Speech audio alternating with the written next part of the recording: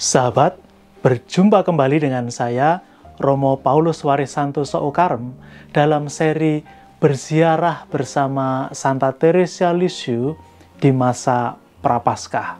Kali ini kita sudah sampai pada hari ke-6. Kita akan melihat kekuatan doa dalam pesiarahan iman kita ini.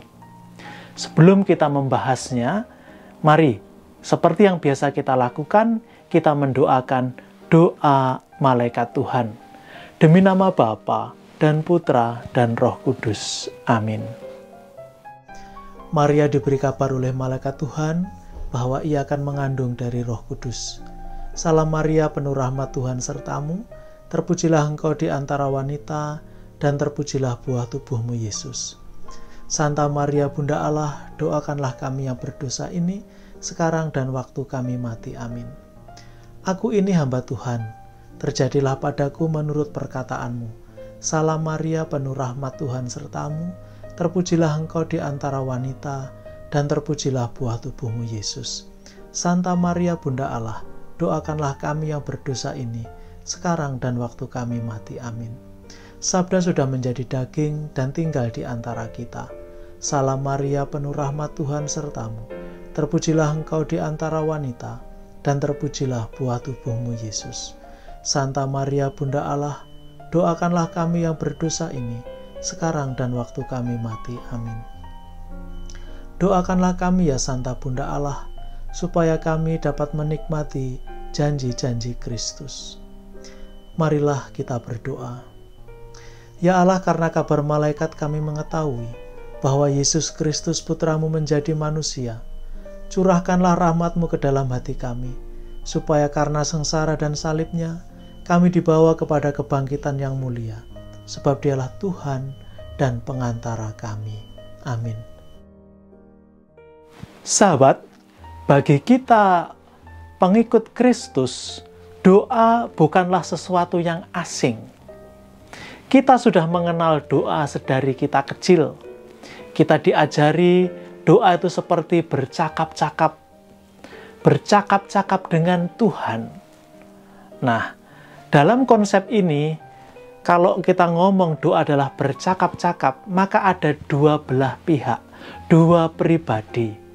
Lalu, sederhananya, kalau kita ngomong, pribadi yang lain mendengarkan. Kalau pribadi yang lain berbicara, kita mendengarkan. Itu penjelasan sederhana kalau kita memahami doa sebagai sebuah percakapan. Nah, bagaimana Santa Teresia Lisieux melihat doa? Dalam peziarahan kita menuju Tuhan, Tuhan itu seperti raja. Dan menurut Santa Teresia Lisieux, doa itu seperti ratu. Artinya, seorang ratu memiliki akses yang mudah untuk sampai kepada raja. Dia memiliki kemudahan-kemudahan. Kalau kita rakyat biasa misalnya ingin menghadap raja, kita harus melewati banyak protokol. Kita melewati banyak hal yang harus selesai. Tapi seorang ratu, dia memiliki kemudahan. Dia bisa menemui sang raja kapan saja. Bagi Santa Teresia Lisieux, doa itu seperti ratu. Maka kalau kita bersama doa, kita bersama sang ratu sampai kepada sang raja dengan mudahnya. Lalu persoalan yang muncul adalah bagaimana kita berdoa. Doa apa yang harus kita ucapkan? Banyak orang bertanya, kami mulai berdoa, kami belajar berdoa, kami menekuni hidup doa, tetapi selalu mengalami kesulitan dalam hal berdoa. Nah, kesulitannya biasanya terletak pada pemahaman kita akan doa itu sendiri. Jadi, kalau tadi di awal saya mengatakan kita biasa diajari doa itu seperti bercakap-cakap dengan Tuhan, maka lakukanlah percakapan itu dengan sungguh. Seperti kalau kita bercakap-cakap dengan orang yang kita kasihi, orang yang kita cintai. Percakapan itu sungguh mengalir dari hati, begitu hangat, enak saja. Berbeda kalau kita bercakap-cakap dengan orang asing. Misalnya, kita naik kendaraan umum, lalu orang di sebelah kita mengajak berbicara. Itu orang asing. Kita biasanya hanya basa-basi saja. Kita tidak akan berbicara sesuatu yang mendalam, sesuatu yang sangat pribadi. Tapi umum saja, karena kita berbicara dengan orang asing. Tetapi kalau kita berbicara dengan orang yang kita cintai, kita bisa berbicara yang bersifat pribadi, sesuatu yang sangat mendalam. Nah, pertanyaannya, apakah kita mencintai Tuhan atau tidak? Apakah kita menempatkan Tuhan itu sebagai pribadi yang kita cintai atau tidak? Dari sini kita akan tahu, kalau kita ngobrol begitu ya, ngobrol dengan Tuhan itu tingkatnya Tuhan sebagai orang asing atau orang dekat kita. Apakah dia memiliki hubungan yang hangat dengan kita atau ya sekilas-sekilas saja? Maka terserah kita memahami doa bagaimana, tapi yang pasti, yang penting adalah bagaimana kita menempatkan pribadi kita di hadapan Tuhan dan kita menempatkan Tuhan di hadapan diri kita. Bagi Santa Teresia, karena dia menempatkan Tuhan sebagai kekasih hati, sang raja yang dia cintai, maka doa itu adalah mengangkat hati kepada Tuhan. Jadi doanya mengalir dari hati, bukan sekedar barisan kata-kata manis, barisan kata-kata indah, tapi sesuatu yang mengalir dari hati untuk kemudian diangkat, dibawa kepada Tuhan. Dan Santa Teresa Lisieux itu sangat menyukai penggambaran diri sebagai anak kecil. Seorang anak kecil ketika dia merengek, ketika dia mengangkat hatinya, keinginannya kepada orang tuanya, itu tulus dari dalam hatinya, dia tidak basa-basi. Nah, ini yang mau diajarkan oleh Santa Teresa Lisieux. Tidak dibutuhkan kata-kata yang istimewa, yang indah, yang luar biasa. Yang dibutuhkan adalah ketulusan hati yang mengalir. Lalu kita angkat kepada Tuhan. Itu yang menjadi PR kita. Apakah dalam doa kita itu kata-kata doa mengalir dari pikiran, dari teks doa, atau dari hati? Ketika kita mengangkat hati kepada Tuhan, itu nanti senada dengan apa yang dikatakan oleh Tuhan dalam Injil Matius yang akan saya bacakan setelah ini. Injil Matius bab 6 ayat 5 sampai dengan ayat 8. Dan apabila kamu berdoa, janganlah berdoa seperti orang munafik. Mereka suka mengucapkan doanya dengan berdiri dalam rumah-rumah ibadat dan pada tikungan-tikungan jalan raya, supaya mereka dilihat orang.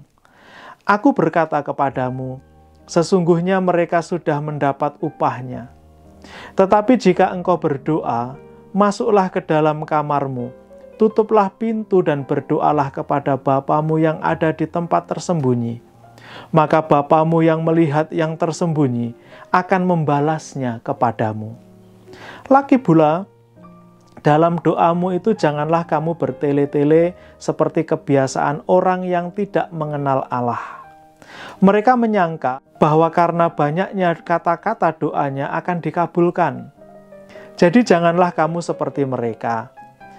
Karena Bapamu mengetahui apa yang kamu perlukan sebelum kamu minta kepadanya. Sahabat, begitu jelas apa yang dikatakan Yesus mengenai berdoa. Berdoa itu urusan hati dan urusan pribadi kita dengan Allah. Maka kita diminta masuk ke dalam kamar agar kita punya waktu istimewa, waktu pribadi yang sungguh kita pakai antara kita dan Tuhan. Jadi tidak ada yang melihat, hanya Tuhan yang tahu. Disitulah nanti kita ngobrol, bercakap-cakap, kita berbicara, Tuhan mendengarkan, Tuhan berbicara, kita mendengarkan. dan tidak perlu banyak kata. Santa Teresa Lisieux pun setuju. Dia mengatakan doa favoritnya Bapa Kami dan Salam Maria. Itu dia pakai, tapi dia ungkapkan dari hati. Dia mengerti benar apa yang dia sampaikan, apa yang dia ungkapkan.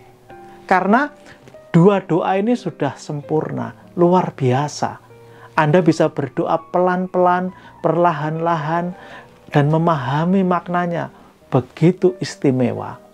Nah, sahabat terkasih, ini berkaitan dengan aksi yang akan kita lakukan. Aksi Prapaskah yang akan kita jalankan. Kali ini aksi Prapaskahnya sederhana. Berkaitan dengan doa, kita biasa berdoa. Mungkin kita biasa berdoa spontan.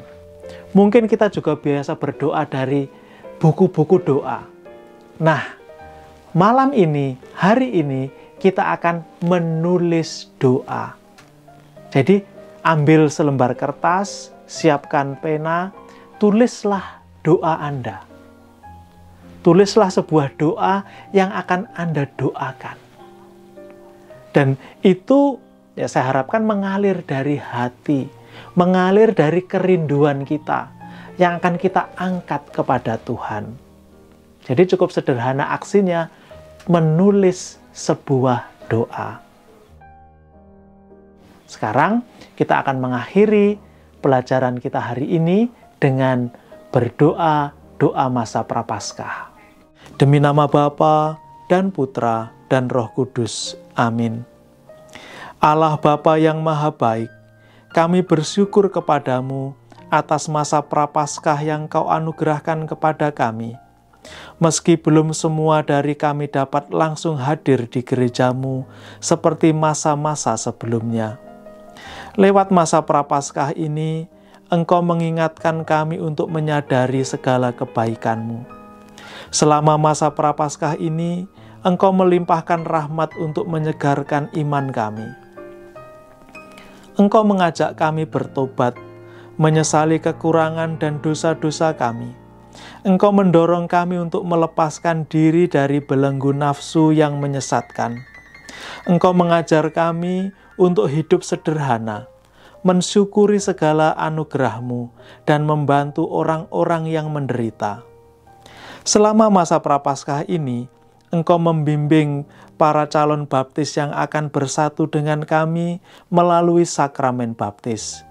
Dan sambil mendampingi mereka, kami pun Kau ajak menyegarkan rahmat baptisan yang pernah kami terima dari-Mu. Selama masa Prapaskah ini, kami juga berharap agar Engkau meneguhkan orang-orang yang kini berada di garis depan memerangi pandemi ini. Semoga mereka selalu kuat dan Kau lindungi dari segala mara bahaya. Berkatilah keluarga mereka juga, agar senantiasa sehat senantiasa. Semoga karena rahmat-Mu yang Kau limpahkan selama masa Prapaskah ini, kami semakin suci, semakin bersatu sebagai umat kesayangan-Mu, dan berani meneladan Yesus Putra-Mu yang rela menderita sengsara, wafat, dan bangkit untuk menyelamatkan kami. Ingatlah juga akan mereka yang telah menjadi korban pandemi. Terimalah arwah mereka dalam pangkuan-Mu. Berikanlah berkat kesembuhan juga bagi mereka yang sekarang sedang sakit. Semua ini kami haturkan kepadamu melalui perantaraan Kristus Tuhan kami. Amin. Demi nama Bapa dan Putra dan Roh Kudus. Amin.